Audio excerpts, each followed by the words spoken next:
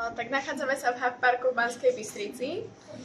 Ponúkame vlastne kaviareň, obchod pre psíky, kde vlastne nenájdete len také obyčajné produkty, ale viac také nezvyčajné. A zároveň máme aj dennú škôlku pre psíky, ktorá je otvorená od 7 rána do 7 večera. Čo patrí medzi najväčšie špeciality? Medzi najväčšie špeciality v parku patria určite hapiny pre psíky. A zároveň aj naše domáce pamlsky, ktoré sú vyrobené priamo na Slovensku z kvalitných surovín. Otváralo sa v sobotu, cez víkend, aký bol záujem?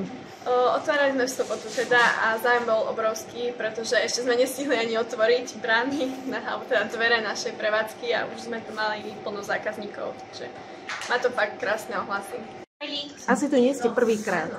Som tu tretíkrát, raz som tu bola len na obzeračke, druhýkrát na otváračke, len na chvíľu, aby som nemala psíka a teraz som už prišla naozaj ako zákazník. A čo na to hovoríte?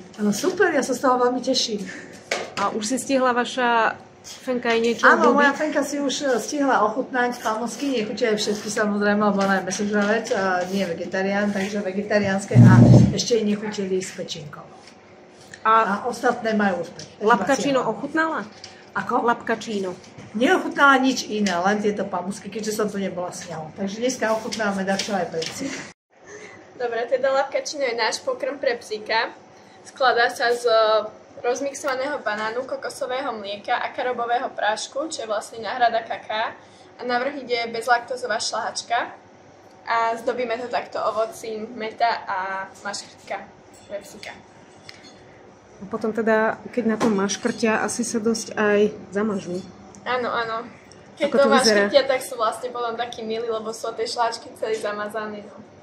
No. Hej. Čiže toto je špeciálne pivo pre psa? Áno, toto je špeciálne pivo pre psy, ktoré môže slúžiť vlastne ako, môžete s tým poliať psíkovi granulky, alebo to môžete dať na miesto vody, ale musí dávať pozor, aby mal vlastne psík prístup aj k vode a môžete dať psíkovi iba 1 fľašku denne. A obsahuje to nejaký chmel, alebo čo? Obsahuje to kurací vývar.